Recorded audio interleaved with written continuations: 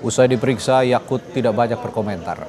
Dia hanya mengucapkan terima kasih karena kesempatan memberi klarifikasi mengenai kuota haji tahun lalu saat dirinya menjabat sebagai Menteri Agama.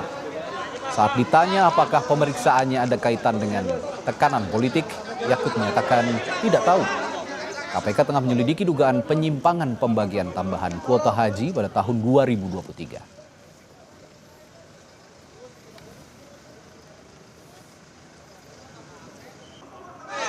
Kesempatan bisa menjelaskan klarifikasi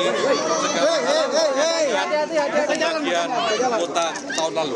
Gitu ya, terima kasih. Lalu bagaimana hasil pemeriksaan dua menteri era Jokowi di KPK? Kita tanyakan langsung jurnalis Kompas TV Jonah Hamonangan yang kini berada di Gedung Merah Putih KPK. Jonah, apa yang didalami KPK dari kasus yang menjerat Nadiem Makarim? Lalu bagaimana dengan pemeriksaan Menteri Agama Yakut Khalil Qomas? Bisa Anda jelaskan keduanya, pemeriksaan keduanya?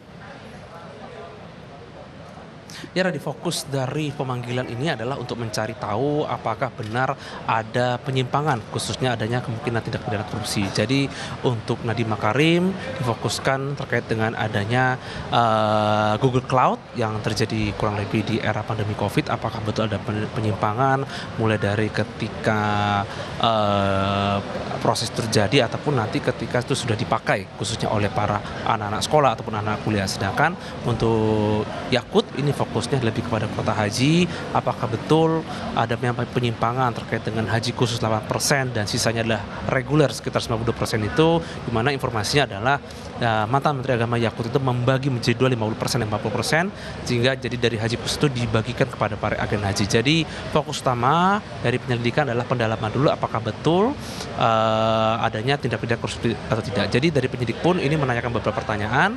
Nanti ketika dirasa ada hal-hal khusus ataupun ada hal lain, maka ini akan dinaikkan ke statusnya ke tingkat penyidikan. Jadi untuk pemeriksaan sendiri, tadi mantan Menteri Agama Yakut sendiri sudah keluar, jadi sudah diperiksa sekitar 5 jam dan tadi keluar kurang lebih sekitar 14.30.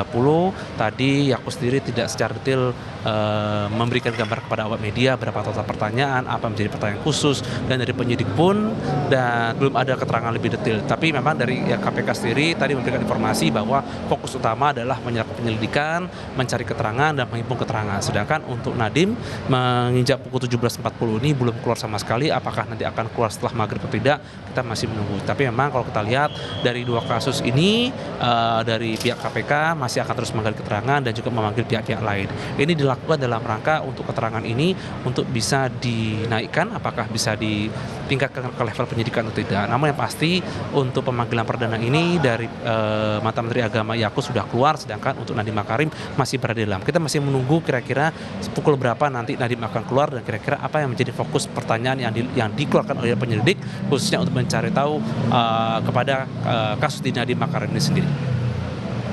Ya, Jonah, ini saya juga mewakili pertanyaan publik begitu.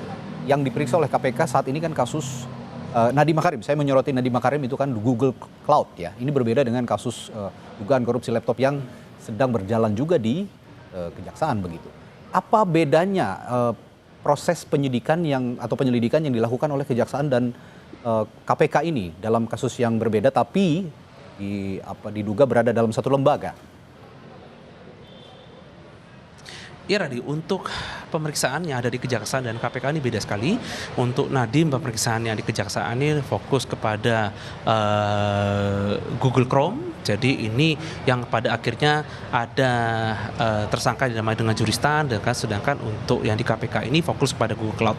Keduanya sama-sama terjadi di era COVID. Jadi untuk yang di Google Chrome atau yang terjadi di Kejaksaan Agung ini adanya pembelian laptop dalam jumlah besar yang diduga ada tindak pidana korupsi. Sedangkan untuk yang Google Cloud ini yang sekarang sedang ditanya oleh penyidik, khususnya di penyelidikan di KPK ini, penyelidik masih menghimpun atau mencari informasi apakah ada tindak pidana korupsi atau tidak, khususnya dalam rangka pembelian di Google Cloud sendiri. Seperti kita tahu bahwa Google Cloud ini di masa COVID sangat dipakai ketika kita tidak bisa datang ke sekolah atau tatap muka.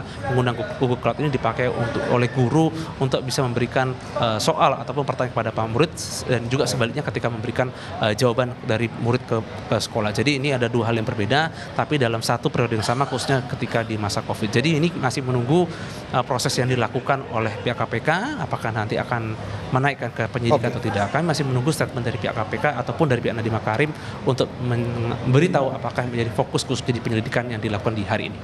Baik, di sana juga Jonah masih menunggu selesainya Nadiem Makarim diperiksa di KPK. Baik, terima kasih. Jonah Hamonangan melaporkan langsung dari Gedung Merah Putih KPK Jakarta.